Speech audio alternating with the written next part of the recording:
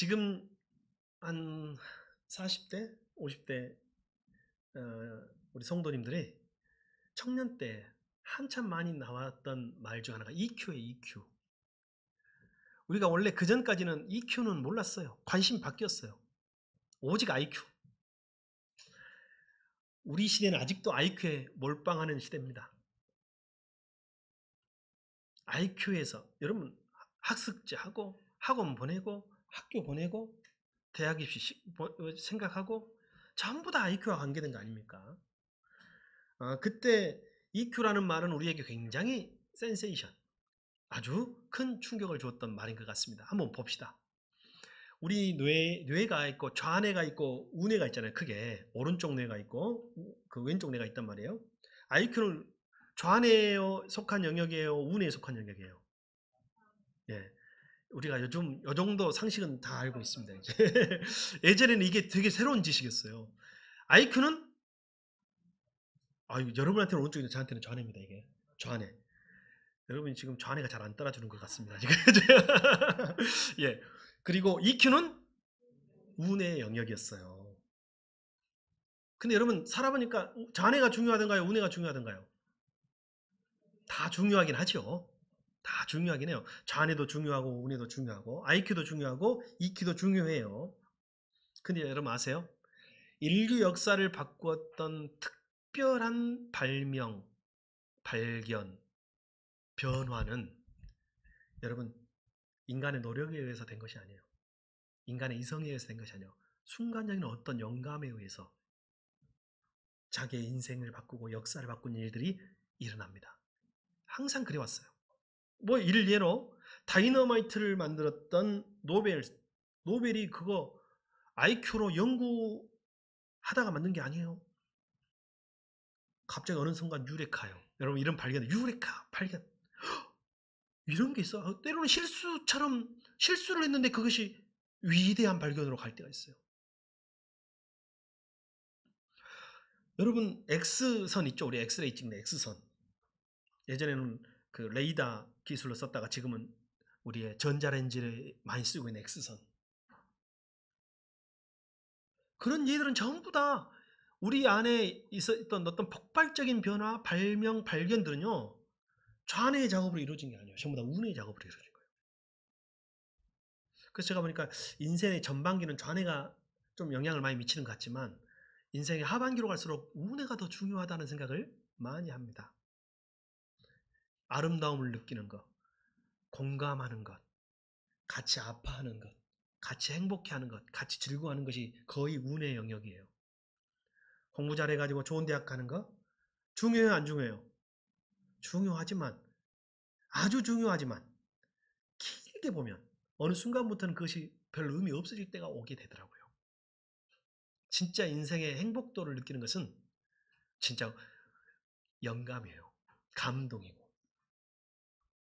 그러면 어떻게 하면 우뇌를 개발할 수 있을까? 굉장히 중요하겠죠. 그래서 보통 취학전 아가들 요즘 보면 옛날 우리 클 때는 뭐 어질면 어질지 마라. 이게 엄마들이었는데 요즘 엄마들은 어지러라. 가지고 뭐 촉감놀이 한다고 있잖아요. 막 차렷, 진흙, 막 조물딱조물딱 막 묻히고 다니고 물감으로 손 발바닥에 다 찍어가지고 네 발로 기어다니면 그냥 바닥이 그냥 괜찮다. 이게 뭐 EQ 키워주려고 막 얼마나 노력해. 그렇죠. 근데 이것이 언제 무너지면 학교 보내면서부터 다 무너졌어. 다시 IQ에 몰빵하는 거예요. 아직은 우리가 이런 사회에 살고 있어요. 중요한 줄 알지만 IQ를 벗어나지 못하고 있어요. 그럼 한번 봅시다. 여러분 어떻게 하면 우뇌를 발전시킬 수 있을까? 뭐 EQ뿐만 아니라 영성지수라는 것도 있어요. 감성지수도 있지만 영성지수도 있는데 영성지수도 상당히 우뇌에 속한 영역이에요. 영성지수가 뭐냐면요. 하나님 앞에 은혜 받는 지수예요. 은혜 받는 지수가 있어요. 똑같은 말씀을 들어도 큰 은혜를 받는 사람이 있지만 별로 감흥이 없는 사람이 있어요. 영성지수가 떨어지는 사람이죠. 여러분의 영성지수, 여러분에게 진짜 필요한 것은 대부분의 경우에 IQ가 아니에요. IQ는 타고나잖아요. 대부분 타고나요. 그래서 물론 개발할 수도 있어요. 그러나 대부분 타고납니다. 어떻게 하면 이 운의 영역을 성장시키거나 발전시키거나 개발할 수 있을까? 많은 사람이 연구를 했는데 그래서 막 명상도 하고 별의별 방법이 나오지만 잘 안 돼요. 근데 여러분 획기적인 방법이 있어서 소개합니다. 우뇌를 어떻게 활성화시키냐면요. 좌뇌를 다 써가지고 고갈시키면 그때 우뇌가 움직인다는 거예요. 저는 이것을 종종 느낍니다. 여러분 설교가 어떨 때는요. 금방 설교에 대한 영감이 떠오를 때가 있으면 작품을 쓰듯이 한 5분 10분 안에 이번 주 설교할 것이 다 나와버려요. 그냥 기도하고 어느 순간 기도하고 묵상하고 있는데 그 순간 막 폭포수와 같이 하나님의 뜨거운 마음을 하나님 막 주셔가지고 이번 주에 우리 성도들에게 이 말씀을 전해야 되겠다. 이게 한 10분 안에 다 나와버려요. 그럼 하나님이 월요일 날이나 화요일 날 그렇게 확 주시면 일주일이 얼마나 평안한지 몰라 감사하고 그리고 마지막에 정리만 하면 되잖아요. 근데 토요일 날 밤까지 금요일 날 저녁까지 짠해도 안 나올 때가 있어. 책도 보고 성경도 보고 생각도 해보고 옛날에 들었던 것도 생각해보고 강의도 들어보고 또 짜내고 책을 계속 보고 성경도 계속 봐. 여러분 성경 공부도 좌뇌의 작업이에요. 아셔요? 성경 공부도 좌뇌의 작업이에요. 그러면 계속 좌뇌를 쓰는데 한 금요일 날 저녁이나 토요일 날 저녁에 거의 탈진해 이제. 내가 짜내도 안 나오면. 그러면 내 생각에 어떤 생각이 드냐면요.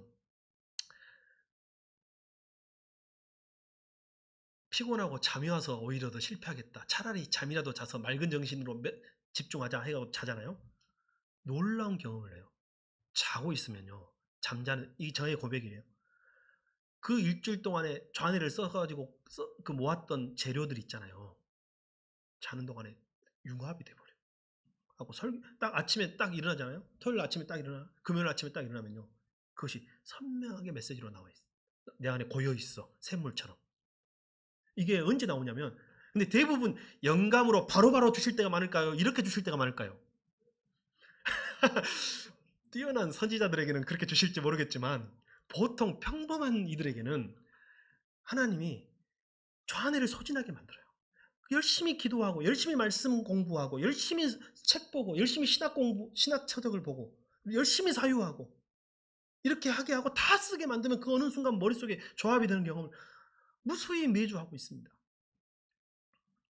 그래서 한번 따라합시다. 내 이성이 고갈될 때 영감의 세계가 열린다. 영적 세계는 육적인 세계가 다 고갈될 때 열리는 거예요. 우리 학생들은 이미 들으셨으리라 생각하고 우리 성도들을 위해서 말씀드립니다. 이번에 우리 수련회 계획이 코로나 때문에 많이 변경됐습니다. 그래서 한 번 하는 말씀 그 수련회라 첫 번째 일부 수련회는 전적으로 놀고 2부 수련회는 전적으로 은혜 받고 이렇게 우리가 계획했거든요. 근데 지금 연합으로 하는 외부 수련회를 이 시국에 좀 보내기가 부담스럽잖아요. 그래서 그는 취소하고 어찌됐건 수련회 2박 3일 수련회 일정에 최대한 우리가 그래도 하나님 말씀으로 훈련시키고 우리가 본질을 추구하자 해가지고 갑자기 생각나는 게 제 이제 후배가 생각났어요. 지금 장신대에서 교수하고 있는 제 후배가 생각나가지고 전화해가지고 올해는 20년 넘은 이제 후배니까 이제 급하게 불렀습니다. 일단은 다른 일정이 없는 것을 확인하고 그 다음에 무조건 이제 오라고 했습니다. 오라고 했고 하나님의 말씀을 이렇게 전하고 싶다 해가지고 그러면 저하고 한 10번 20번 통화하면서 우리 교회 아이들 상황을 다 피드백을 해줬어요. 우리 교회는 이런 애들이 있습니다. 이렇게 힘든 애들도 있고 이렇게 비전이 필요한 애들도 있고 다 이런 필요가 필요한 애들이 있습니다 하면서 그 교수님하고는 관계가 오래됐기 때문에 어떤 삶의 고비들이 있었는지 제가 다 아니까 이 상황에서는 이런 좀 간증을 해줬으면 좋겠습니다 하면서 좀 많이 이야기를 하면서 서로 말씀을 준비를 했어요. 그중 하나를 제가 설명할게요. 그분이 광주 출신이에요. 광주 출신인데 진짜 가난해. 어머니가 최근까지 애기 돌보는 일을 하셨어. 여담으로 그 교회가 막 헌금을 좀 괄치하는 듯한 교회에 어머니가 출석하시는 것 같더라고요. 제가 어머니 왜 그 교회 출석하게 하시냐고 다른 교회로 옮기시라고. 이제 우리 교회로 한 말 안 해요. 뭔데니까. 그랬더니 그 교수님 웃으면서 하네. 걱정하지 마세요. 우리 엄마는 돈이 없어서 헌금을 못 해요. 그러더라고. 그만큼 가난한 집이에요. 근데 거기서 홀로 고집을 피우고 유학을 간 거예요. 유학을 갔는데 항상 비행기 값은 남겨놓고, 왜냐하면 실패할 수 있으니까. 유학하면 다 성공하는 게 아니에요. 학위를 못하고 중간에 돌아온 얘가 허다한데 유럽은 더 그래. 그래가지고 프랑스로 갔는데 거기서 돈을 쓰는데 이제 마지막에 가서 자꾸 고배를 시험에 떨어지기도 하고 안 되는 거예요. 통과가 안 되는 거예요. 언어도 힘들고 돈도 떨어지고. 그래서 거기서 또 애 하나를 데리고 갔는데 애를 둘을 더 낳아가지고 애가 셋이 된 거예요. 가난한 유학생이 빵 한 덩어리로 일주일 살아, 이 5식구가. 그 말을 들었는데 요즘 세상에도 그렇게 해요. 그렇게 살아. 그렇게 사는데 시험이 두렵더래. 이제 이 시험 떨어지면 나는 이제 돌아가야 돼. 근데 여러분 아시죠? 인간적으로 그 서로 연애하다가 누가 찾는가도 그냥 중요하잖아요. 이왕 저쪽이 찰 것 같으면 누가 먼저 차야 돼. 나라도 먼저 찾아. 요즘 애들이 그렇더만, 요즘 젊은이들이. 그러니까 이왕 떨어져서 가는 것보다는 자기가 중간에 그만두고 가고 싶은 마음이 생겨가지고 형님한테 전화를 한 거예요. 형. 근데 왜냐하면 그 전까지는 비행기 값을 항상 남겨놨는데 이제 돈이 없으니까 비행기 값까지 다 써버린 거예요. 형님한테 전화해서 형, 비행기 값은 보내줘. 나 돌아가야 할 것 같아. 여러분이 형 같으면 어떻게 하겠어요? 하나밖에 없는 동생이 목회한다고 타국에 가서 유학 갔다가 곧 힘들게 이제 돌아가야 되겠다는데, 그래 아우야 고생했다. 이게 참 드라마 같은 이야기인데 현실은 그렇지 않다는 거예요. 누가 네 보고 공부하라고 하대? 누가 네 보고 신학하라고 하대? 누가 네 보고 유학 가라고 했냐? 나도 돈 없어. 엄마한테 달라고 해. 엄마 뻔히 알잖아. 엄마 힘든 거. 엄마한테 미안한 마음으로, 세상에 애기 셋 있는 가장이 늙은 엄마한테 돈 달라기가 쉽지가 않잖아. 엄마 비행기 값 좀 보내줘. 그럼 엄마가 그래 내가 도와줘야 되는데 못 도와줘서 미안하다. 이게 드라마인데 엄마는 형하고 똑같이 말하더래. 누가 너보고 공부하라고 하대? 그냥 대학교 나와가지고 취업하면 됐지. 그러니까 이제 너무너무 짜증이 나고 힘이 들고, 엄마 남은 여기서 죽으라고. 그러니까 죽든가 말든가 네가 알아서 해라. 돌아가고 싶어 돌아갈 수가 없어, 한국애를. 그래가지고 진짜 다 포기하고 싶은데 마지막 하나, 목사로서의 자존심, 자기 마음속에 양심에 네가 목사 아니냐, 왜 이렇게 중요한 일을 결정하는데 기도하지 않고 하느냐, 돈 있으면 공부하고 돈 없으면 공부 안 하냐, 돈 있으면 돌아가고 돈 없으면 못 돌아가냐, 왜 이걸 기도하면서 결정하지 않느냐. 그래가지고 자기가 목사로서 태어나서 처음으로 부끄럽지만 작전 기도를 했다고 저한테 이야기를 하더라고요. 그때 막 유학 돌아왔을 때 저한테 이야기를 했어요. 작전 기도를 해요. 40일 작전 기도를 합니다. 하나님, 제가 갈까요 말까요? 제가 계속 할까요 말까요? 하루 셉니다. 39, 38일, 37일, 36일, 35일, 34일. 한 5일 넘어가니까 안 세고 있더래요, 자기가. 그러면 여러분 그동안에 뭐 할까요? 아침에 일어나면 거기서 애들하고 전쟁할 수 없잖아요. 그 동안에 그래도 도서관으로 피신을 가는 거야. 도서관으로 가가지고 또 공부해. 갈 때 가더라도 공부해. 계속 기도하고 공부하고 밤에 도서관 문 닫을 때까지 또 공부하다가 돌아오는데 일주일 지나니까 자기가 숫자를 세지 않고 있더래, 날짜를. 고비를 넘긴 거죠. 날짜를 세고 있을 때는 고비가 있는 거예요, 자기가 힘들어서. 근데 이 일주일이 넘어가니까 숫자를 세지 않고 어느 순간 빵 한 덩이에 감사하면서 살고 있더래. 살아가고 있으니까 40일 응답받을 필요가 있어요, 없어요? 이미 살고 있고 살아가고 있고 날짜를 세지 않고 있으니까 그냥 이미 일주일 넘어가면서 응답이 시작된 거예요. 그냥 버틴 거예요. 또 가지고 들은 이야기는 시험지를 받았는데 제가 한 십몇 년을 신학을 하다 갔어요. 한국에서 석사까지 다 하고 갔으니까. 신학을 하다가 십수년 공부한 것이 머릿속에서 막 섞어지더래. 이건 들었죠? 우리 학생들도 들었죠? 가지고 이걸 또 불어로 프랑스 말로 해야 되잖아요. 그게 쫙 나오더라는 거야. 갖고 그냥 순간 썼어. 100점 맞았을까요? 딱 합격점. 합격점. 그 교수님 간증이에요. 제가 이런 이야기는 허다한 이야기예요. 그가 전부를 썼어. 다 고갈시켜. 물질도 다 쓰고. 그리고 10수년 동안 자기의 좌뇌를 다 썼어. 자기 이성을 다 동원했어. 그리고 이제 하나님께 맡깁니다 하니 하나님이 그것을 사용하신 거예요. 하나로. 여러분 이런 경험 없어요? 좀 간증을 만들어가면서 합시다. 왜 간증이 없는지 아세요? 다 안 써서 그래. 다 써봐. 다 고갈시켜봐요. 그때 간증이 나오는 거예요. 내 쌀독에 쌀이 떨어져 봐야 하나님이 채우신 것을 경험하지. 쌀이 안 떨어지고 계속 그거 걱정하고 그걸 내가 채우고 사니 하나님의 역사하심을. 그러니까 기도하지 않는 사람은 하나님의 역사를 체험할 수가 없는 거예요. 자기 힘이 있으니까. 제가 우리 식구 이야기라 부끄러워서 좀 고민하다가 비슷한 경험을 말씀드립니다.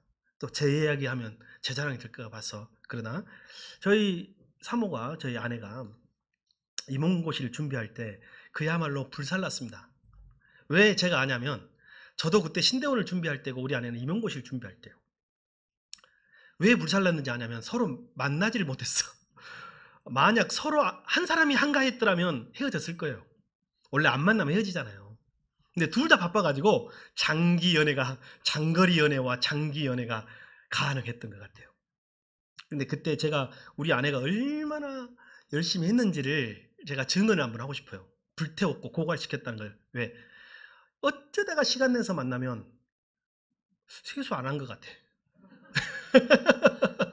그 말은 뭐냐면 물만 묻히고 눈곱만 떼고 그냥 공부한 거예요. 계속. 근데 아시죠 여러분? 저희 아내가 도시 사람이 아니에요.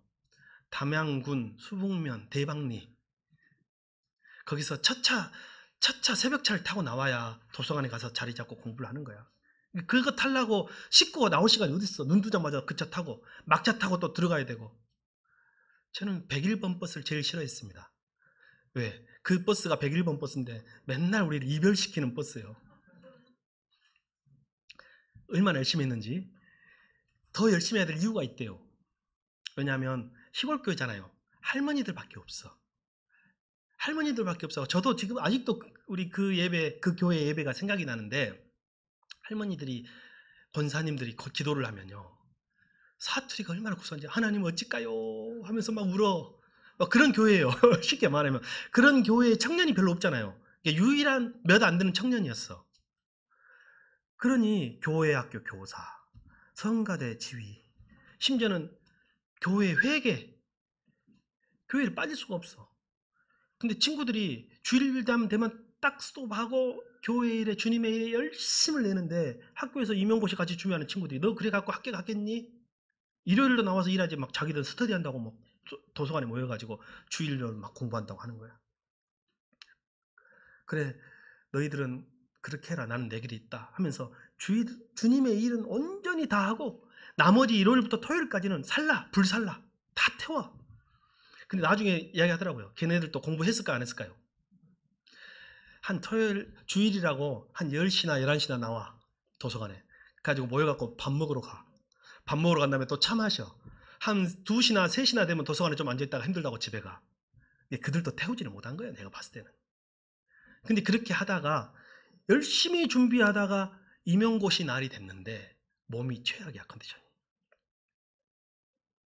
감기 기운에 머리는 아프고 콧물이 폭포수처럼 쏟아지고 거기서 시골 마을에서 첫차 새벽차를 타고 나오는데 아무래도 오늘 끝난 것 같다. 절망감이 들지 않겠어요. 근데 버스 기사가 101번 버스 기사님이 라디오를 딱 켜는데 찬송가가 나오는 거야. 다 불태우고 이제 거의 번아웃 직전이잖아요.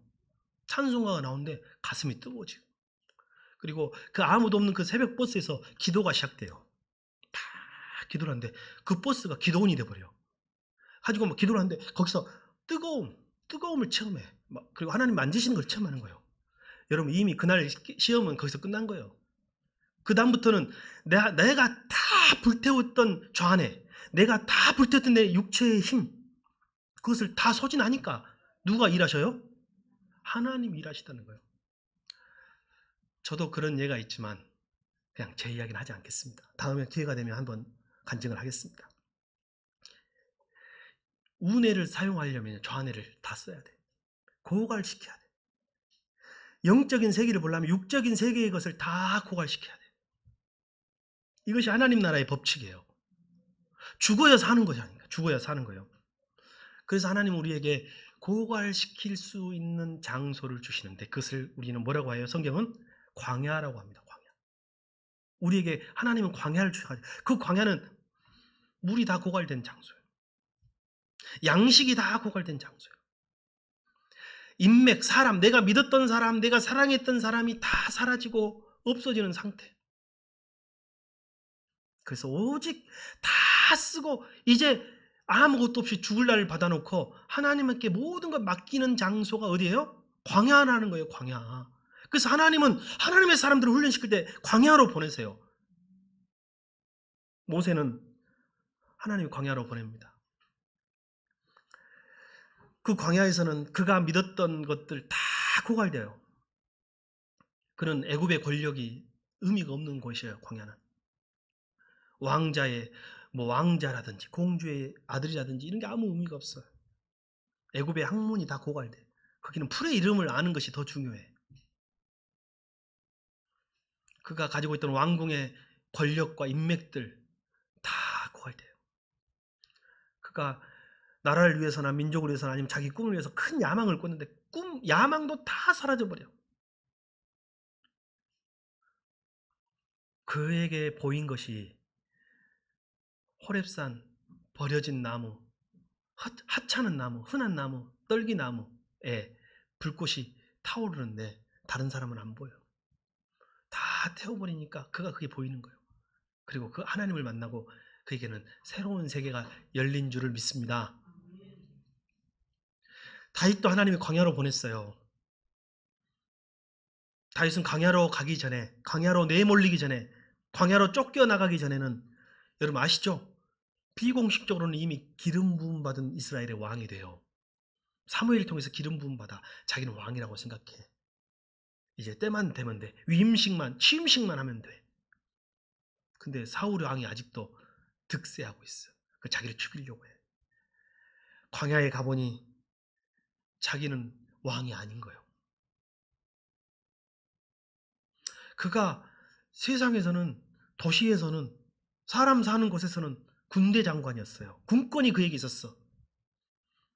군권도 다 뺏겼어. 광야에서 홀로 자기를 따르는 종자 몇 명, 함께하는 몇 명하고 겨우겨우 목숨을 부지하고 있어요. 다 썼어. 약혼자도 못 따라왔어. 사랑도 인간적인 그를 친하게 생각했고 목숨까지 줄 알았던 이들이 다 배신해요. 자기도 살라니까 다 배신하죠.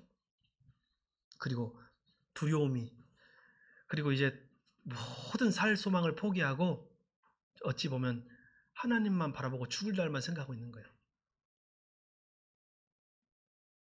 그가 가진 모든 자산을 다 고갈시키자. 그가 믿었던 것들을 다 써버리자.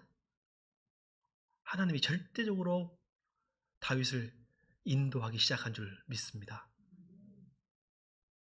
그에게는 새로운 세상이 열려요. 물론 가끔은 다시 인간이라 연약하고 죄에 빠지고 있지만 다시 회개하고 돌아올 힘은 광야에서 다 생긴 거예요. 예수님도 광야로 가신 거 아시죠? 인간이 가장 기본적으로 원초적으로 의지하는 게 뭐냐, 먹는 거예요. 사탄이 이 돌이 떡이 되게 해라, 40일 금식하신 예수님께 유혹하잖아요. 근데 예수님은 그것까지도 고갈시켜버려. 필요 없다. 사람이 떡으로만 사는 것이 아니라 하나님의 입으로 나오는 모든 말씀으로 사느니라.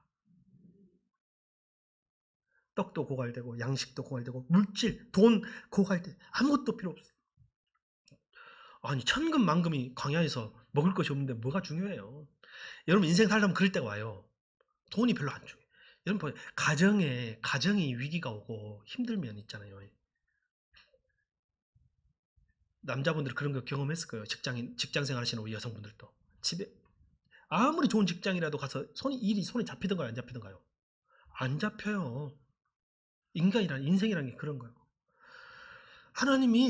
예수님이 그 다음 당하신 시험이 뭐예요?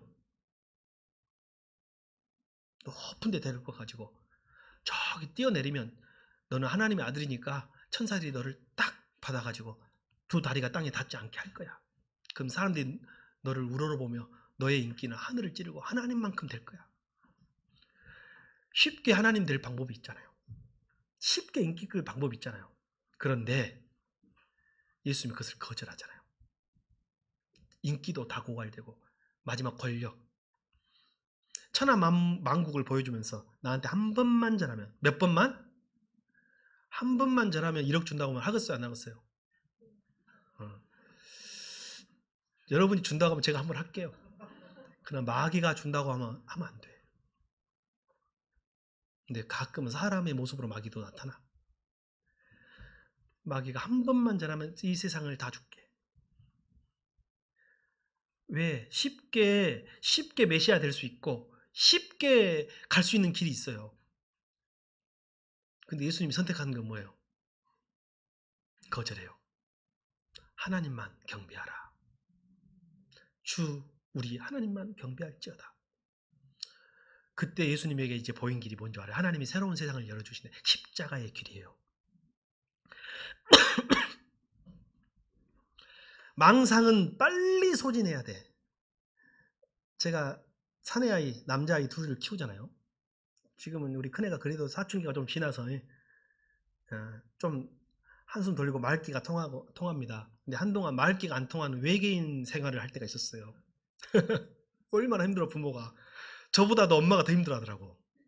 그걸 어느 날 엄마가 와가지고 소망을 가지고 왔더라고. 학교에 경험이 많은, 연세가 많은 여선생님, 애기들을 먼저 키우는 선생님이 걱정하지 마.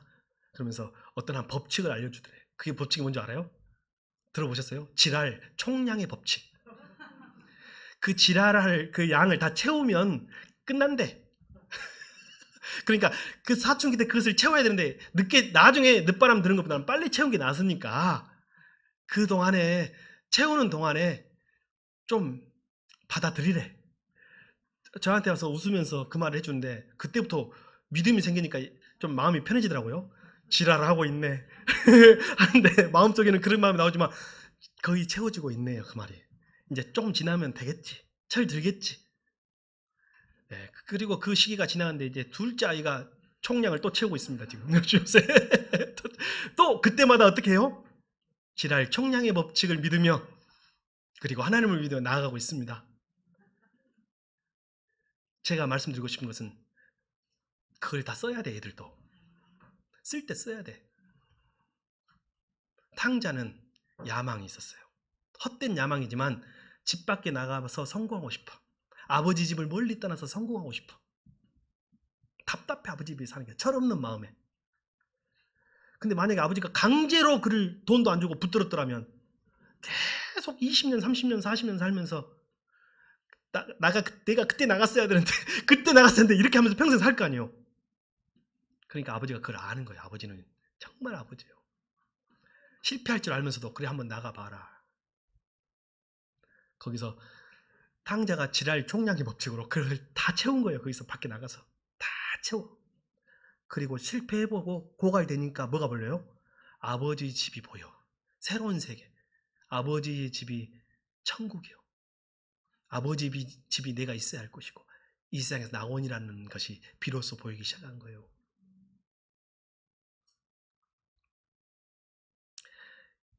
그렇다고 해서 야망을 채우러 나가란 말이 아닙니다. 뭐든지 때가 있다는 거예요. 여러분 주위에 그런 방황을 하고 있으면 어떤 법칙?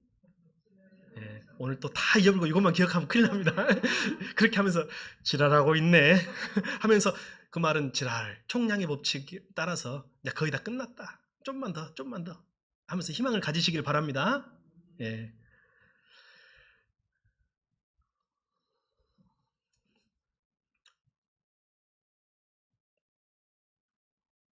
신앙도 마찬가지입니다.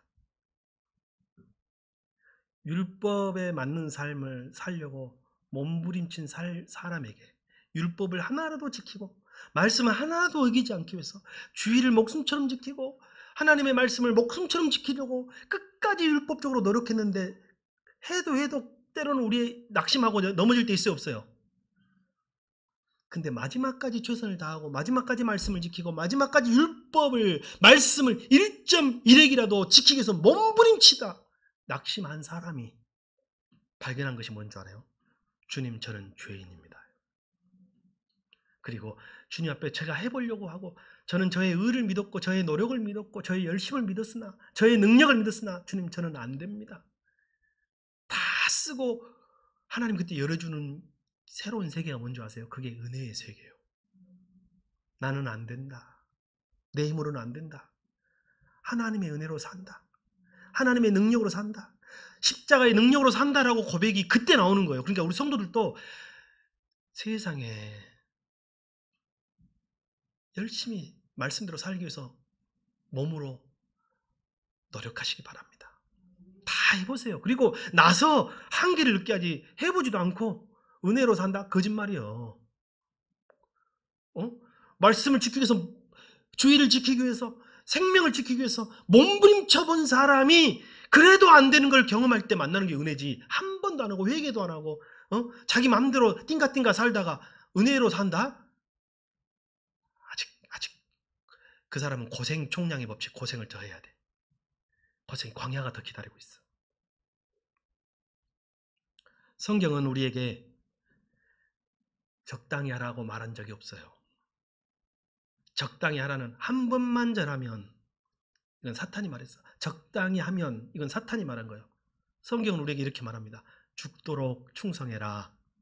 그리하면 내가 생명의 면류관을 너에게 주겠다. 여러분, 신앙생활 하다 보면 적당히 하고 싶을 때 있죠. 우리 학생들도 공부를 적당히 하고 싶을 때가 있죠. 우리 학생들 방학이니까 제가 학생들을 위한 메시지 하나만 더 전하고 마무리를 하겠습니다. 듣기 싫을 수 있는데 왜 열심히 공부해야 되는지 제가 말씀드릴게요. 여기에 있는 우리 성도들은, 우리 학생들은 전부 다 공부로 모두 성공할 사람은 아니에요. 아시죠? 근데 하나를 끝까지 소진해 본 사람이, 끝까지 노력해 본 사람이 다른 일에도 노력을 하게 되어 있거든. 그러니까 쉽게 말하면 여러분, 아이돌 쉬운 줄 알아요? 띵까띵까 노래 부르고 배짱이처럼 사는지 알죠? 예, 끝까지 노력한 거예요. 끝까지 다 소진한 사람들이에요. 그러면 운동선수도 끝까지 노력했잖아요. 그러니까 쉽게 말하면 제가 살아온 경험으로는, 그리고 제가 주변에서 IQ도 낮고 IQ가 2자릿수지만 하나님이 주어진 그 꿈을 위해서 끝까지 공부로 최선을 다한 사람이 다음에 공부가 아니더라도 다른 걸로 하나님이 또 다른 열심으로 사용할 수 있게 하시더라고. 그래서 채워야 돼. 양을 채워야 돼, 양을. 근데 세상에 해보니까 제일 쉬운 게 뭐예요, 여러분? 일도 있고 사업도 있고 일도 뭐 다 있지만, 여러분, 이거 어른들이 한마디 해주십시오. 이 세상에서 제일 쉬운 게 뭐든가요? 그거 알아도 공부 안 하면 다른 걸로 채워야 돼, 그만큼. 제가 한 말씀만 드립니다. 말씀을 마칩니다.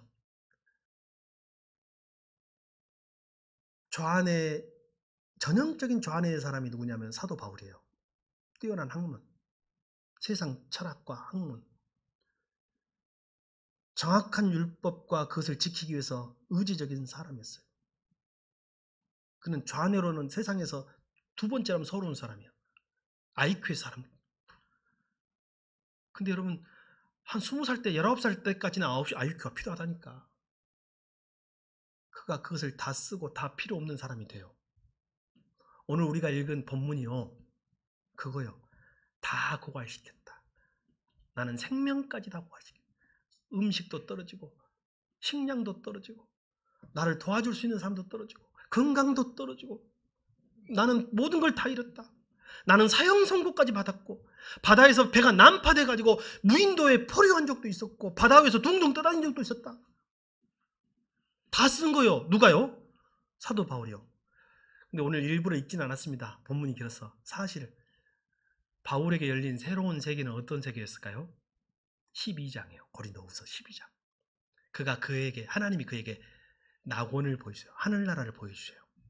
셋째 하늘. 이성적인 사람, IQ의 사람, 좌뇌의 사람인 바울에게는 전혀 어울리지 않는 삼층천 아닌가요? 다 쓰니까 하나님 보여줬다니까요.